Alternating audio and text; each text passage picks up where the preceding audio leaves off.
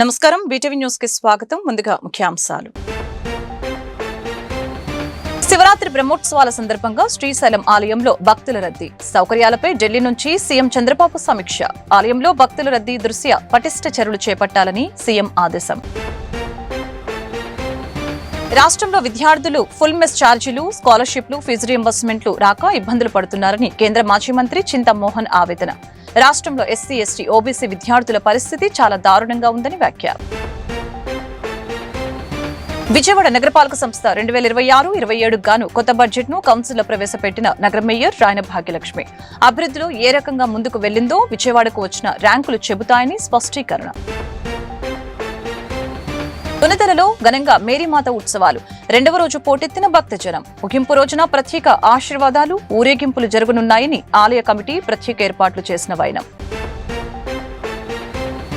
శివరాత్రి బ్రహ్మోత్సవాల సందర్భంగా శ్రీశైలం మల్లికార్జున స్వామి దేవస్థానంలో భక్తుల రద్దీ, సౌకర్యార్థంపై మంత్రులు, ప్రధాన కార్యదర్శి, డీజీపీలతో పాటు ఇతర అధికారులతో ఢిల్లీ నుంచి సీఎం సమీక్ష నిర్వహించారు.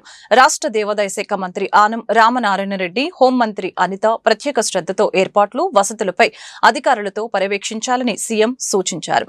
భక్తులకు ఎలాంటి ఇబ్బందులు కలగకుండా చూడాలని అన్నారు. దీక్షలు, మాలధారణలతో ఎంతో కష్టపడి ఆలయానికి చేరుకునే భక్తులకు ఇబ్బంది కలిగేలా, అగౌరవ పరిచయం ఎవరూ వ్యవహరించకూడదని స్పష్టం చేశారు. రాష్ట్రంలో విద్యార్థులు ఫుల్ మెస్ ఛార్జీలు, స్కాలర్షిప్లు, ఫీజు రీయింబర్స్మెంట్లు రాక ఇబ్బందులు పడుతున్నారని కేంద్ర మాజీ మంత్రి చింతమోహన్ ఆవేదన వ్యక్తం చేశారు. రాష్ట్రంలో ఎస్సీ, ఎస్టీ, ఓబీసీ విద్యార్థుల పరిస్థితి చాలా దారుణంగా ఉందని, 2029లో కాంగ్రెస్ పార్టీ అధికారంలోకి రాకని విద్యార్థులకు సంబంధించి రావాల్సినవన్నీ ముఖ్యమంత్రితో సంతకం చేయిస్తానని వెల్లడించారు. మాజీ కేంద్ర మంత్రి చింతమోహన్ గాంధీనగర్ ప్రెస్ క్లబ్ లో మీడియా సమావేశం నిర్వహించడం జరిగింది. ఈ సమావేశంలో ఆయన మాట్లాడుతూ లోక్సభ స్పీకర్ అంటే ఒక జడ్జిలా ఉండాలని అన్నారు. ఓం బిర్లాపై అవిశ్వాస తీర్మానం రావటం విచారకరమని తెలిపారు. అంబటి రాంబాబు చేసిన వ్యాఖ్యలను తీవ్రంగా ఖండిస్తున్నానని తెలియజేశారు. జగన్మోహన్ రెడ్డి అమ్మఒడి విద్యార్థులకు రావాల్సిన సౌకర్యాలు నిలిపివేశారని, ఇప్పుడు కూటమి ప్రభుత్వం కూడా అదే విధానాలు అవలంబిస్తుందని చెప్పారు. ఎస్సీ, ఎస్టీ, ఓబీసీ ఫైనాన్స్ కార్పొరేషన్లు తిరిగి ప్రారంభించాలని డిమాండ్ చేశారు. గుర్తొస్తుంటారు, ఆయన చెప్పారు 1000 ఎకరాలు చాలని. ఇప్పుడు మద్రాసు రాష్ట్రంలో ఎంత భూమి ఉంది? 1000 ఎకరాల కంటే ఎక్కువ లేదు.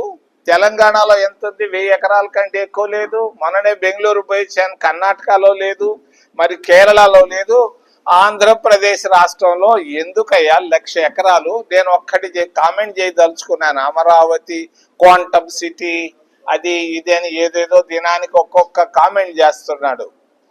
మరి బీజేపీ వాళ్ళు కూడా గుజరాత్ లో ఒక సిటీని ప్రారంభించారు, గిఫ్ట్ సిటీ అని. గిఫ్ట్ సిటీ అంటే జి అనేది గుజరాత్, ఐ అంటే ఇంటర్నేషనల్, ఎఫ్ అంటే ఫైనాన్స్, రెండవది టి అంటే టెక్నాలజీ. గిఫ్ట్ సిటీ అని పేరు పెట్టి ఒకటి ప్రారంభించారు. వాళ్ళ పేరు నేను చెప్పదలుచుకోలేదు. మరి 1, 2లు భారతీయ జనతా పార్టీ వాళ్ళు. ఆ గిఫ్ట్ సిటీ టోటల్ గా ఫెయిల్ అయిపోయి కూర్చొని ఉంది. ఏమీ లేదు, ముందుకు పోవటం లేదు. పేర్లు పెట్టారు, మరి అది తెస్తాం ఇది తెస్తాం అన్నారే కానీ సున్నా గిఫ్ట్ సిటీ గుజరాత్ లో. ఆ విధంగా కాకుండా చంద్రబాబు నాయుడు కొంచెం జాగ్రత్త పడాల్సిన అవసరం ఉంది. అమరావతిలో ఇన్వెస్ట్మెంట్ వస్తుందని నాకు నమ్మకం లేదు. ఆయన ఏదో తందాన ఏదో కొడుతున్నాడు డ్రమ్ము, నాకు నమ్మకమే లేదు. అది రేపు ఫెయిల్ అయినా కూడా, గిఫ్ట్ సిటీ లాగా ఫెయిల్ అయినా కూడా ఆశ్చర్యం నాకు లేదు. ఆయనకు ఉండదు. విజయవాడ నగరపాలక సంస్థ 2026-27 గాను కొత్త బడ్జెట్ ను కౌన్సిల్లో నగర మేయర్ రాయన భాగ్యలక్ష్మి ప్రవేశపెట్టారు. ఈ సందర్భంగా ఏర్పాటు చేసిన విలేకరుల సమావేశంలో ఆమె మాట్లాడుతూ, ఈ రోజు నగరంలో విఎంసీలో 5వసారి బడ్జెట్ ను ప్రవేశపెట్టామని చెప్పారు. మా జగన్ ప్రభుత్వంలో అభివృద్ధిలో ఏ రకంగా ముందుగా వెళ్లిందో విజయవాడకు వచ్చిన ర్యాంకులు చెబుతాయని చెప్పారు. ఈ రోజు కౌన్సిల్లో కొన్ని తీర్మానాలు కూడా ప్రవేశపెట్టామని వాటి గురించి ఆమె వివరించారు. అందరికీ నమస్కారం. ఈరోజు మన విజయవాడ నగర మున్సిపల్ కార్పొరేషన్లో నగరపాలక సంస్థ ద్వారా 5వసారి బడ్జెట్ ప్రవేశపెట్టడం అన్నది జరిగింది.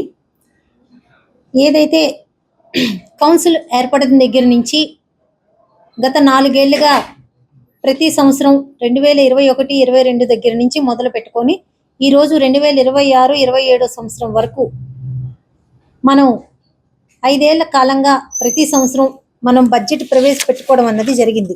మొత్తం 5 ఏళ్లుగా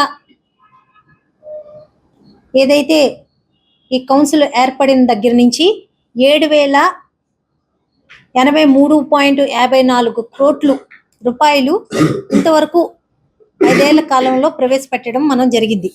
అలాగే అభివృద్ధి పనులు కూడా ఏ రకంగా గత వైఎస్ఆర్సీపీ పార్టీలోన వైఎస్ జగన్మోహన్ రెడ్డి గారు సీఎంగా ఏదైతే ఈ పాలన ఏర్పడిందో అప్పటి నుంచి ఈరోజు కూటమి ప్రభుత్వం వరకు విజయవాడ నగర అభివృద్ధి ఏ రకంగా ముందుకు వెళ్ళింది అన్నది ఈరోజు కులంకుశంగా చర్చించటం జరిగింది.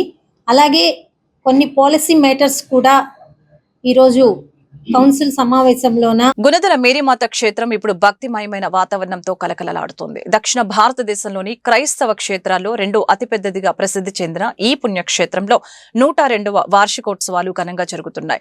ఉత్సవాలలో రెండవ రోజు గుణదల కొండ భక్తజనంతో కిక్కిరిసి మేరీమాత నామస్మరణతో మారుమ్రోగుతోంది. రెండో రోజు కార్యక్రమాలు ఉదయం నుంచి సాగుతున్నాయి. లక్షలాది భక్తులు కొండపైకి చేరుకుని ప్రార్థనలు చేస్తున్నారు.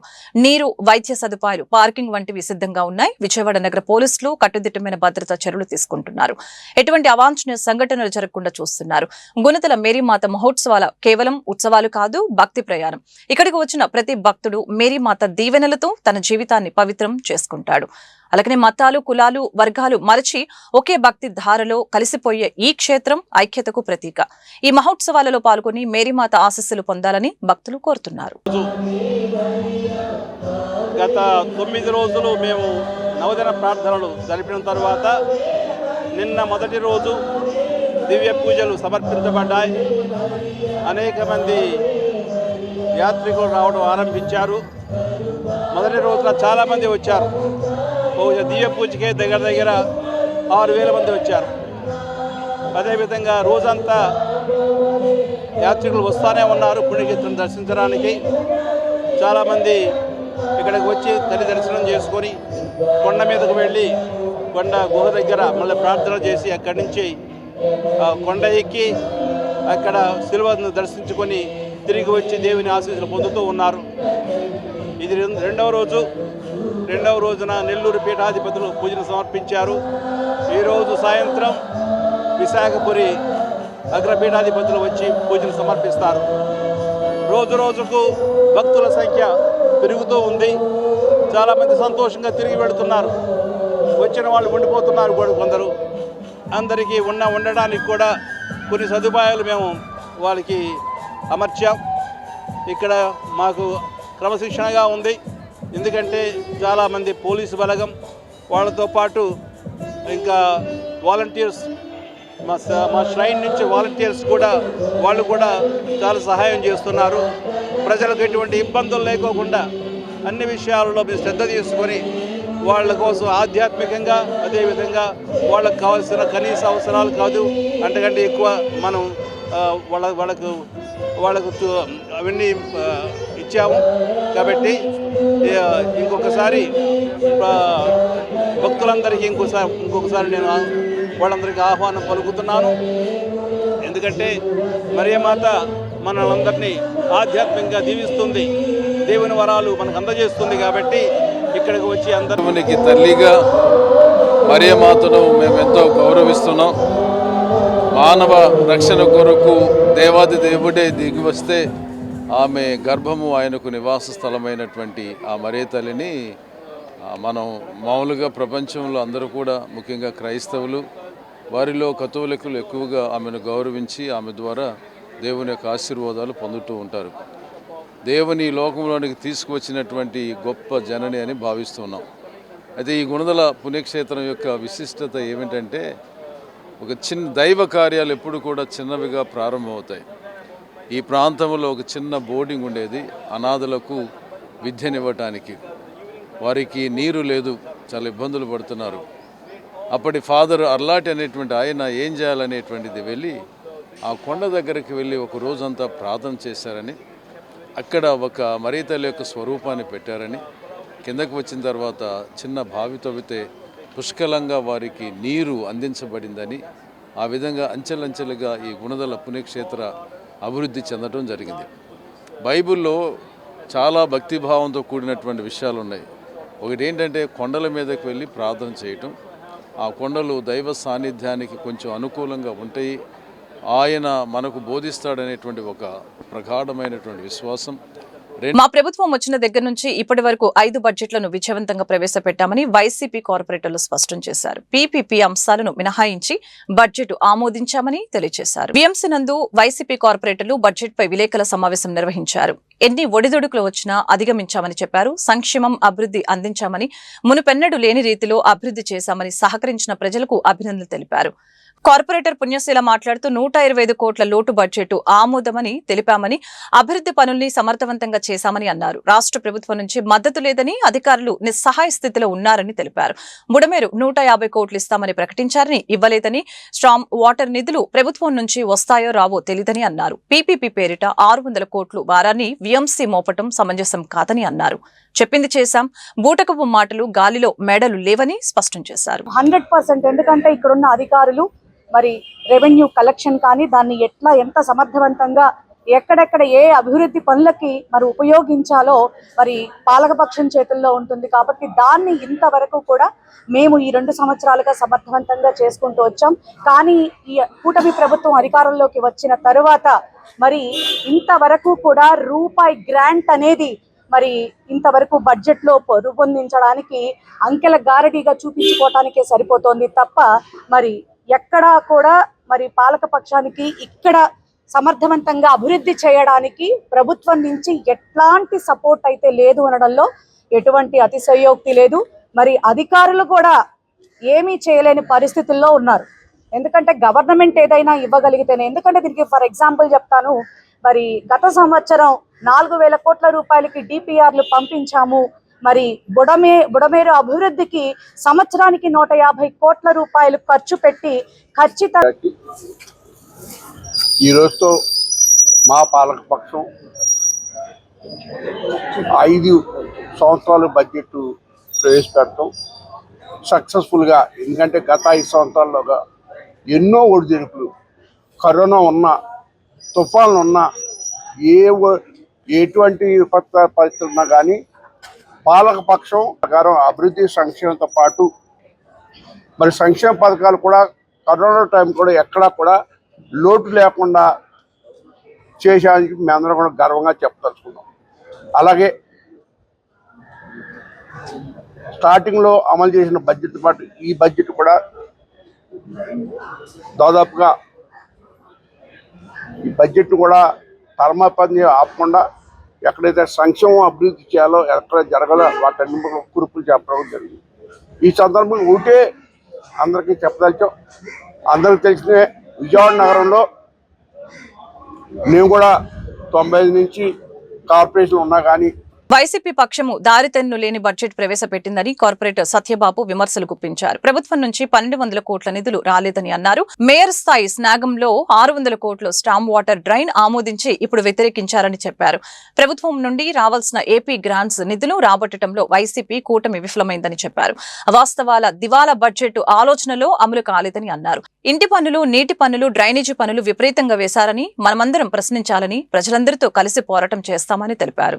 కార్పొరేషన్ బడ్జెట్ ఊహాజనితం, అంకెల గారడి అని కార్పొరేటర్ నెల్లిపండ్ల బాలస్వామి అన్నారు. ఈ మేరకు వీఎంసీ కార్యాలయంలో ఆయన విలేకరులతో మాట్లాడారు. ఈ సందర్భంగా ఆయన మాట్లాడుతూ బడ్జెట్ ఉన్నది లేనట్లుగా, లేనిది ఉన్నట్లుగా చూపారని విమర్శించారు. మేయర్ ప్రసంగం తప్పుల తడకగా సాగిందని, హాస్యాస్పదంగా ఉందని చెప్పారు. అభివృద్ధి బాగా చేశామని, మరో 10 ఏళ్లు చేయాల్సిన పని లేదు అన్నట్లు చెప్పారని అన్నారు. మాటలు చూస్తే కోటలు దాటాయని, కొండ ప్రాంతాలు, కుక్కల, దోమల నియంత్రణకు తక్కువ నిధులు కేటాయించారని అన్నారు. పెంచాలని తీర్మానం చేస్తూ సవరణ తీర్మానాలు ఇచ్చామని అన్నారు. ఆసుపత్రులకు నిధులు 2 లక్షల నుంచి 30 లక్షలకు పెంచాలని సవరణ తీర్మానం ఇచ్చామని అన్నారు. 5 ఏళ్ల పాటు చేసిన అభివృద్ధి చెప్పుకోవటానికి ఏమీ లేదని అన్నారు.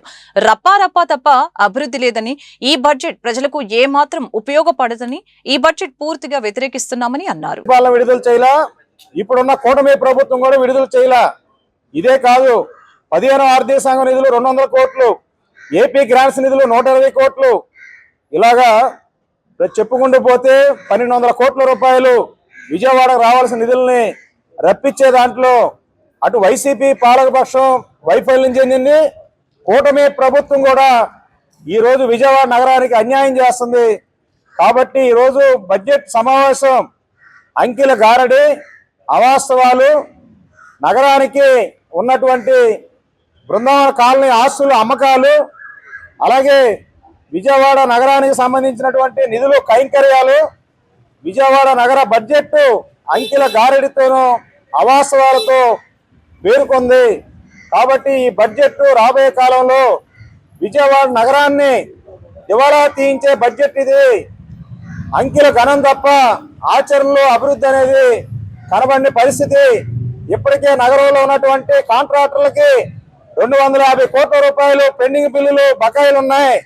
కాంట్రాక్ట్ కార్మికులకి నెల నెల జీతాలు చెల్లించే పరిస్థితి లేదు.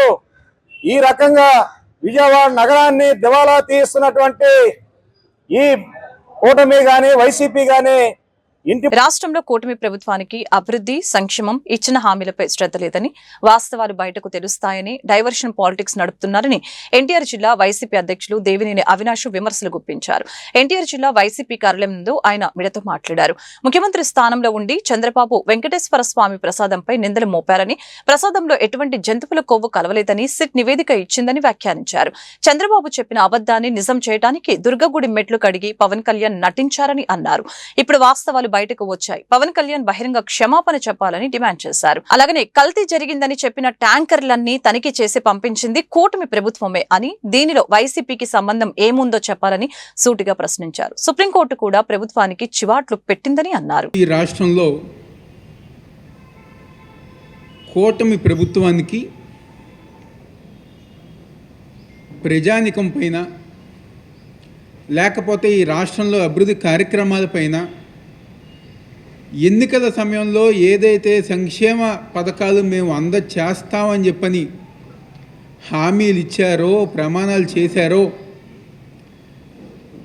అవన్నీ గర పక్కన పెట్టేసి వాళ్ళ చేతగాని తనం ఏదైతే ప్రజానికానికి అర్థమవుతుందని చెప్పని భావించిన తర్వాత వాళ్ళు చేసిన తప్పులన్నీ గర బయటకు వస్తున్నాయని చెప్పని ఏ రోజైతే వాళ్ళు అనుకుంటున్నారో ఆ రోజు నుంచి ఈ రాష్ట్రంలో కూటమి ప్రభుత్వం ఆధ్వర్యంలో చంద్రబాబు నాయుడు గారు, పవన్ కళ్యాణ్, వాళ్ళ మిగిలిన కూటమి పార్టీ నాయకులందరూ ఒక ఆధ్వర్యంలో ఒక డైవర్షన్ పాలిటిక్స్ ఈరోజు ఈ రాష్ట్రంలో నడుస్తుంది. దాదాపుగా సంవత్సరం క్రితం ఒక ముఖ్యమంత్రి స్థానంలో ఉండి లక్షలాది మంది, కోట్లాది మంది ప్రజానికం తిరుమల తిరుపతి దేవస్థానం శ్రీ వెంకటేశ్వర స్వామిని వాళ్ళ కుల దైవంగా పూజించుకునే కోట్లాది మంది భక్తులు మనోభావాలు దెబ్బతీసే విధంగా ఆ ఒక ప్రసాదంలో జంతు కొవ్వు, పంది కొవ్వు కలిసిందని చెప్పని సాక్షాత్తుగా ఒక ముఖ్యమంత్రిగా ఉన్న చంద్రబాబు నాయుడు గారే వాళ్ళ పార్టీ సమావేశంలో చెప్పటం, ఇంతకన్నా నీచమైన రాజకీయం నాకు తెలిసి దేశంలో ఏ రాజకీయ నాయకుడు గారు చేయరు. మాజీ మంత్రి జోగి రమేష్ ఏ శాఖకు మంత్రిగా పనిచేశారు అంటే రాష్ట్ర ప్రజలు చెప్పలేరని, నోటి దూల మంత్రి ఎవరు అని అంటే మాత్రం టక్కున చెప్పగలరని ఆంధ్రప్రదేశ్ రాష్ట్ర సామాజిక సంక్షేమ బోర్డు చైర్మన్ పోతుల బాలకోటయ్య ఘాటుగా విమర్శించారు. అన్ని అనర్థాలకు జోగి రమేష్ నోటి దూల కారణమని చెప్పారు. 40 ఏళ్ల రాజకీయం అనుభవం కలిగిన పార్టీ అధినేతల్ని దూషిస్తే, పార్టీపై ఏకవాక్య ప్రయోగాలు చేస్తే కార్యకర్తలు మౌనంగా ఎలా ఉంటారని జోగి రమేష్ కు ప్రజలే తప్పక బుద్ధి చెప్తారని హెచ్చరించారు. గురునానక్ కాలనీలోని విజయవాడ ఎంపీ కేశినేని శివనాథ్ కార్యాలయంలో ఆయన మంగళవారం పాత్రికేయులతో మాట్లాడారు. అన్ని అనర్థాలకి జోగి రమేష్ నోటి దూలే కారణమని తెలియజేశారు.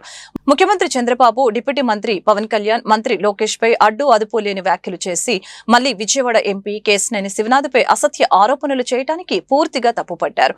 ఎంపీ కేశినేని శివనాథ్కి విజయవాడ అభివృద్ధి ధ్యాస తప్ప మరొక ఆలోచన చేసే తీరిక లేదని చెప్పారు. అలాగనే తప్పు చేసిన వ్యక్తులు, నేరం చేసిన నేరగాళ్లు గుళ్లకు వెళ్లి ప్రమాణాలు చేస్తామంటే చట్టాలెందుకు, న్యాయస్థానాలు ఎందుకు అని ప్రశ్నించారు. జోగి రమేష్ సొంత తప్పిదాలు, నిర్వాకం కారణంగానే జగన్ పరామర్శ యాత్రలో 2 నిండు ప్రాణాలు బలయ్యాయని ఈ సందర్భంగా ఆరోపించారు. రాష్ట్రంలో పరిస్థితులపై, ప్రజా సమస్యలపై చర్చించే దమ్ముంటే అసెంబ్లీకి వెళ్లి ప్రశ్నించవచ్చని బాలకోటయ్య హితో పలికారు. విలేకరుల సమావేశంలో దళిత నాయకులు పేరం భుజంగరావు, మామిడి సత్యం తదితరులు పాల్గొన్నారు.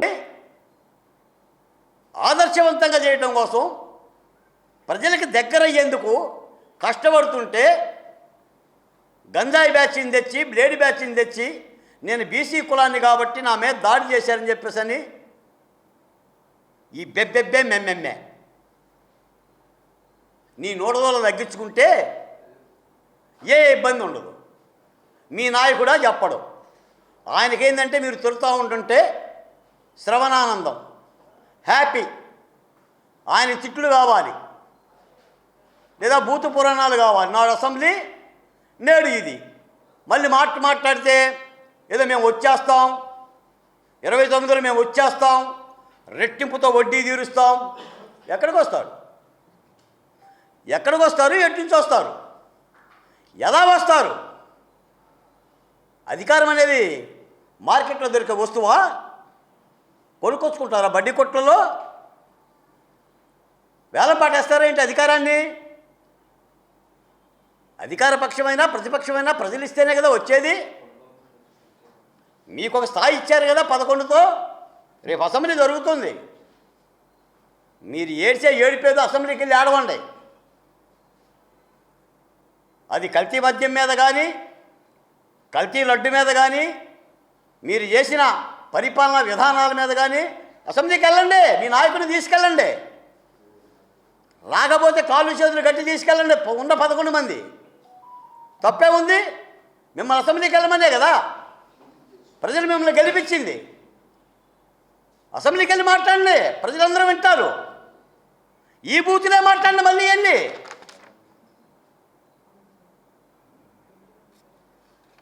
ఏది పెడితే అది మాట్లాడి చెల్లుబాటు అవుతుందని ఈ సందర్భం ఒక మాట చెప్పాలి. ఇప్పటికీ చంద్రబాబు నాయుడు గారు ఎవరైనా తెలుగుదేశం కార్యకర్త కాస్త కోపంగా మాట్లాడినా తగ్గమనే చెప్తాడు. ఏనాడన్నా జగన్మోహన్ రెడ్డి గారు బయటకు వచ్చి మీరు మంత్రులయ్యా, మీరు ప్రభుత్వంలో బాధ్యత పడ్డోళ్ళయ్యా, మీరు పార్టీలో సీనియర్ నాయకులయ్యా, ఈ బూతులేంటయ్యా అన్న దాఖలాలుందా? నోరు ముంచిన దాఖలాలుందా? ఇలాంటి భాష మాట్లాడకూడదని చెప్పిన దాఖలాలుందా? కనీసం ట్వీట్ అన్నా చేస్తున్నాడా? పోనీ మీకన్నా శిక్షణా తరగతులన్నా దచ్చినయా? నాస్తికుడైన చంద్రబాబు నాయుడు శ్రీ వెంకటేశ్వర స్వామిని రాజకీయాలకు వాడుకుంటున్నారని వైసీపీ ట్రేడ్ యూనియన్ నాయకులు పూనూరు గౌతమ్ రెడ్డి ఆరోపణలు చేశారు.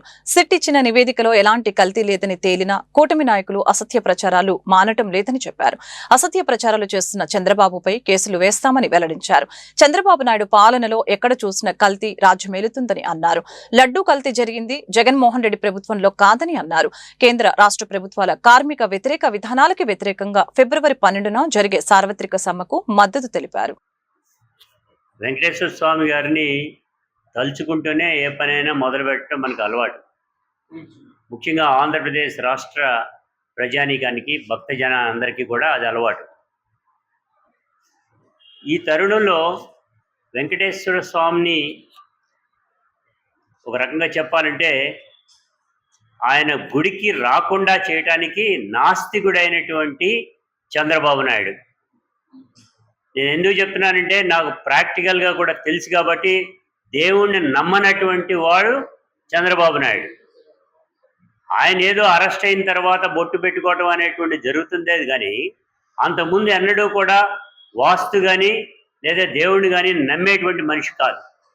ఈ తరుణంలో వెంకటేశ్వర స్వామిని వాడుకుని రాజకీయాలు చేసి లబ్ధి పొందాలనేటువంటి ఒకే ఒక్క ఉద్దేశం, దురుద్దేశంతో ఆయన చేసినటువంటి దానిలో భాగమే ఈ ఘీ స్కాండల్ అనేటువంటిది, ఈ ఘీ అడల్ట్రేషన్ అనేటువంటిది. నేను ఒకటే చెప్తున్నా, దీనిలో స్పష్టంగా నేను ఫిగర్స్తో, డేట్స్తో సహా చెప్పదలుచుకున్నా. మే 8న 2024 మే 8న టెండర్లు ఫైలైట్ చేశారు. మే 15న ఆర్డర్స్ ఇచ్చారు. అంటే అప్పటికి జగన్ గారి ప్రభుత్వం అయిపోయింది. మామూలుగా ఆఫీసర్స్ రన్ చేసేటువంటిది ఉంది. అన్ని వ్యవస్థల్ని కూడా వాళ్ళు కంట్రోల్లో తీసుకున్నారు చంద్రబాబు నాయుడు గారు లాంటి వాళ్ళందరూ కూడా. దీనికి సంబంధించినంత వరకు కూడా, ఈ టెండర్కి సంబంధించినంత వరకు వీరు ఒక 4 ట్యాంకర్ని ఆపారు. బాగానే ఉంది, ఆపచ్చు. పంపించారు, దేనికి టెస్టింగ్ పంపించారు. నేను అడుగుతున్న చంద్రబాబు నాయుడు గారిని, అదే ట్యాంకర్ని, ఆ సేమ్ ట్యాంకర్ని మరలా ఎందుకు మీరు తీసుకున్నారు? అడల్టరేషన్ ఉంది ఆ ట్యాంకుల్లో ఉన్నాయని అంటున్నారు కదా, మరి ఎందుకు తీసుకున్నారు? అది తీసుకోవడానికి చేతులు ఎన్ని మారిని, ఎంత మనీ సర్క్యులేట్ అయింది అనేటువంటిది మీరు చెప్పాల్సినటువంటి బాధ్యత మీ పైన ఉంది. దీనికి గల కారణం ఒకటే. నేను ఎందుకు చెప్తున్నాను, ఎన్డీడీఆర్ని దీనికి సంబంధించి కూటమి ప్రభుత్వం అంగన్వాడీలకు హామీలు ఇచ్చి మోసం చేసిందని ఏపీ అంగన్వాడీ వర్కర్స్ యూనియన్ ఐక్యవేదిక ఆరోపణ చేసింది. కేంద్రం ప్రవేశపెట్టిన 4 లేబర్ కోడ్లను రద్దు చేయాలని, కేంద్ర రాష్ట్ర ప్రభుత్వాల కార్మిక వ్యతిరేక విధానాలపై ఫిబ్రవరి 12న జరిగే సార్వత్రిక సమ్మెను జయప్రదం చేయాలని కోరారు. AP anganwadi workers and helpers union association, AP ప్రగతిశీల anganwadi workers and helpers union IFTU సంయుక్త ఆధ్వర్యంలో గాంధీనగర్ ప్రెస్ క్లబ్ లో మీడియా సమావేశం నిర్వహించడం జరిగింది. ఫిబ్రవరిలో జరిగే బడ్జెట్ సమావేశాలలో అంగన్వాడీలకు పెరుగుతున్న ధరలకు అనుగుణంగా వేతనాలు పెరగాలని అన్నారు. రూరల్లో ఉన్న అంగన్వాడీలకు సంక్షేమ పథకాలు అమలు కావటం లేదని తెలిపారు. మినీ సెంటర్లను మెయిన్ సెంటర్లుగా మార్చాలని అన్నారు. అంగన్వాడీలకు కనీస వేతనం 26,000 రూపాయలు పెంచాలని, గ్రాట్యుటీ అమలుకు గైడ్ లైన్స్ రూపొందించాలని ప్రభుత్వాన్ని డిమాండ్ చేశారు. కేంద్రం ప్రవేశపెట్టిన 4 లేబర్ కోడ్లను రద్దు చేయాలని, ఫిబ్రవరి 12న జరిగే సార్వత్రిక సమ్మెను జయప్రదం చేయాలని కోరారు. మరి పెరుగుతున్నటువంటి నిత్యావసర సరుకుల ధరలు, నేటికి కూడా డీజిల్, గ్యాస్, పెట్రోలు అనేక సందర్భాల్లో పెరిగాయి. మరి అంగన్వాడీ సెంటర్లో చిన్నారులకు వండి వడ్డించడానికి 2 రూపాయలు మాత్రమే ఇస్తుంది గవర్నమెంటు. ఆ 2 రూపాయలకు వండి వడ్డించలేని పరిస్థితి. రేషన్ సంబంధించి సోనా మసూరి బియ్యం ఇవ్వాలి, పుష్టికరమైన పౌష్టికాహారం అంటున్నారు, కానీ మరి చిన్నారులకు రేషన్ బియ్యం ఇస్తున్నారు. మెనూ ఛార్జీలు పెంచాలి, మెనూ క్వాంటిటీ క్వాలిటీ పెంచాలి, సంక్షేమ పథకాలు అందరికీ ఇవ్వాలి. మరి రీసెంట్గా ఈ జూన్కు చాలామంది 2 సంవత్సరాలు ఏజ్ రిలాక్సేషన్ ఎక్స్టెన్షన్ అయినందువల్ల చాలామంది రిటైర్డ్ కాలేదు. ఈ జనవరిలో కొంతమంది అయ్యారు, రేపు జూన్కు చాలామంది రిటైర్డ్ అవుతారు. వాళ్ళకి 2,20,000 చట్టం ప్రకారం వర్కర్స్కి, హెల్పర్స్కి 1,00,000 రూపాయలాగా గ్రాడ్యుయేటీ చెల్లించాలి. మిగతా సమస్యలన్నీ పరిష్కరించాలి. భారతదేశంలో ఉన్నటువంటి 20 లక్షల మంది అంగన్వాడీ టీచర్లు, హెల్పర్లంతా కూడా మరి 12వ తేదీ జరుగు దేశవ్యాప్త సార్వత్రిక సమ్మెలో పాల్గొంటున్నాము. మరి రేపు 14వ తేదీ ప్రవేశపెట్టే బడ్జెట్లో ఆంధ్రప్రదేశ్లో వర్కర్స్, హెల్పర్స్ వేతనాల పెంపు కోసం బడ్జెట్ ప్రవేశపెట్టని ఎడల తీవ్రతరమైన ఉద్యమంలో వెళ్తామని రాష్ట్ర ప్రభుత్వ ముఖ్యమంత్రి వర్యులకు, శాఖ మంత్రి వర్యులు. అంగన్వాడీలకి రేపు ఫిబ్రవరి 11వ తారీఖు నుండి మన రాష్ట్రంలో బడ్జెట్ సమావేశాలు ప్రారంభమవుతున్నాయి. ఈ బడ్జెట్ సమావేశాల్లో పెరుగుతున్న ధరలకు అనుగుణంగా అంగన్వాడీలకి వేతనాలు పెంచాలి అని చెప్పేసి మేము ఈ సందర్భంగా డిమాండ్ చేస్తూ ఉన్నాం. మొన్ననే 1వ తారీఖున కేంద్రం బడ్జెట్ ప్రవేశపెట్టారు. కేంద్ర బడ్జెట్లో కూడా ఐసిడిఎస్కి సరిపోను నిధులు కేటాయించలేదు. ఈరోజు మన రాష్ట్రంలో 2019 నుండి అంగన్వాడీలకి వేతనాలు పెరగలేదు. కేంద్ర ప్రభుత్వం 2018 నుండి వేతనాలు పెంచలేదు. ఈ కాలంలో ధరలు చాలా విపరీతంగా పెరుగుతూ ఉన్నాయి, కుటుంబ ఖర్చులు పెరుగుతూ ఉన్నాయి. ప్రభుత్వాలకు ఎన్నిసార్లు వేతనాల విషయం రిప్రజెంటేషన్ ఇచ్చినా ఈరోజు చెవిటోళ్ళ ముందు శంఖం ఊదినట్టుంది.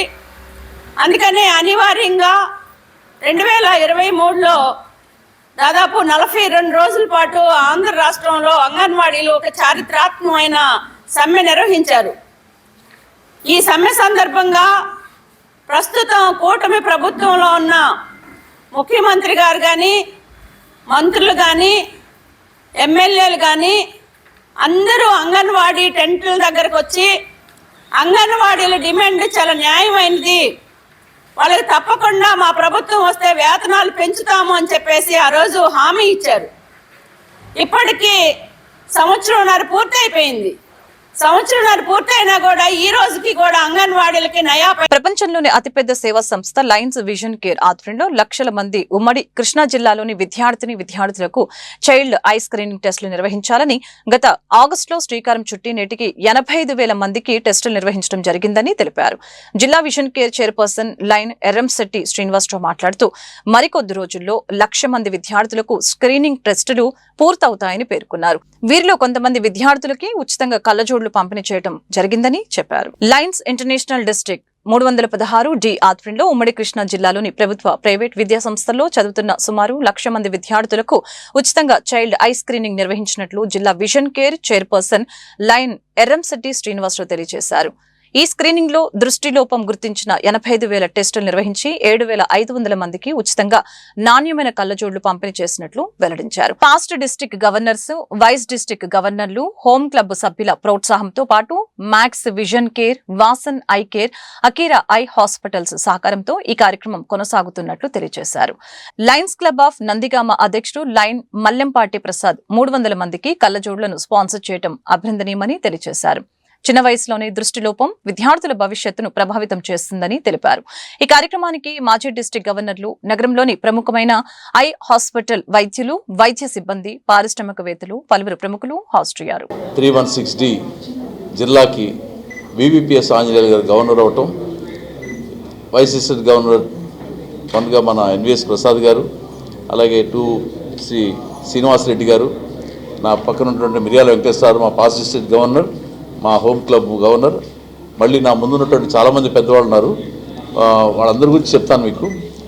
నా పేరు Erramshetti Srinivasarao, district chairperson for vision కేర్గా మా గవర్నర్ గారి కోరిక 1,00,000 మందికి విద్యార్థులకి ఐ స్క్రీనింగ్ చేయాలి జిల్లాలో అని ఆయన ఒక ఉద్దేశాన్ని తీసుకోవటం, ఒక ఆశయాన్ని తీసుకోవటం, అందరి యొక్క పెద్దల యొక్క సహకారంతో దాన్ని ఎలా నడపాలని, దాన్ని ఎలా చేయాలని ఒక ప్రణాళిక ఇవ్వటం, పెద్దలందరి సహకారంతో వారికి అనుగుణంగా దానికి ఎలా చేయాలనేది వారు నాకు ఆ బాధ్యత నాకు ఇచ్చారు. దానికి వారి జిల్లా గవర్నర్ గారికి, మొత్తం పెద్దవాళ్ళందరికీ కూడా హృదయపూర్వక ధన్యవాదాలు తెలుపుతూ, ఈ యొక్క సేవా కార్యక్రమానికి నేను డిస్ట్రిక్ట్ చైర్పర్సన్ అవ్వటం నాకు ఎంతో భగవంతించిన అదృష్టం. ఇది నేను మామూలుగా తీసుకోకుండా ఒక సేవ చేస్తే, పిల్లలకు సేవ చేస్తే ఎంతోమంది విద్యార్థులు వాళ్ళకి జీవితంలో ఒక చిన్న సహాయం చేసినట్టు ఉంటుంది అనే ఉద్దేశం చేత ఆయన జూలై నిర్ణయం తీసుకోవటం, ఆగస్టు 15వ తారీఖున ఫస్ట్ కార్యక్రమాన్ని స్టార్ట్ చేయటం. దానికి ఇంకో విధంగా మా పెద్దలు past governor doctor Jaganmohan Rao trust ద్వారా కూడా, నా ద్వారా కాకుండా ట్రస్ట్ ద్వారా, దానికి మా దేవినేని కిషోర్ గారు ఆధ్వర్యంలో మా గాంధీ గారు గ్యాట్ వైస్ చైర్పర్సన్ వారి నాయకత్వంలో కూడా నాకు ఆ విధంగా సహకరించడం జరిగింది.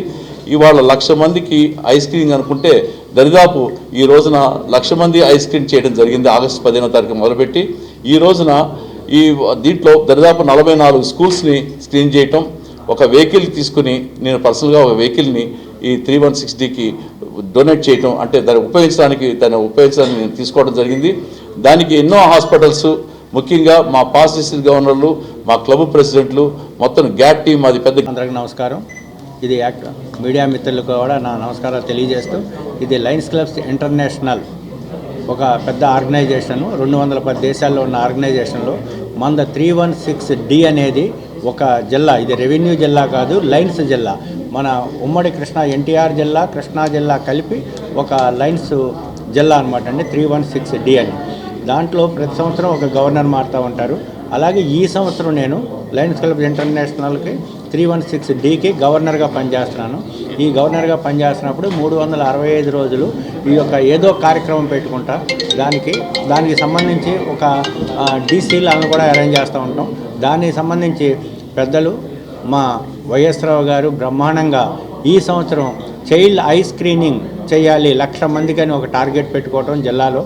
దానికి టార్గెట్గా అనుగుణంగా ఈయన ముందుకు రావటం, ఆ ఐ స్క్రీనింగ్ చేయటంతో పాటు ఆ స్ప్రెడ్స్ కూడా నేనే ఇస్తానని చెప్పేసి ఆయన ఉదార స్వభావంతో ఆయన తెలియజేయటం, ఆ రకంగా ఆయనకు అప్పచెప్పిన పనిని చాలా బ్రహ్మాండంగా ఇప్పటికే దగ్గర 1,00,000 ఐ స్క్రీనింగ్ చేయటం కానీ, వాళ్ళందరికీ కూడా ఈ కళ్ళజోళ్ళు ఇవ్వటం కానీ, అదంతా కూడా మా జిల్లాకి మంచి.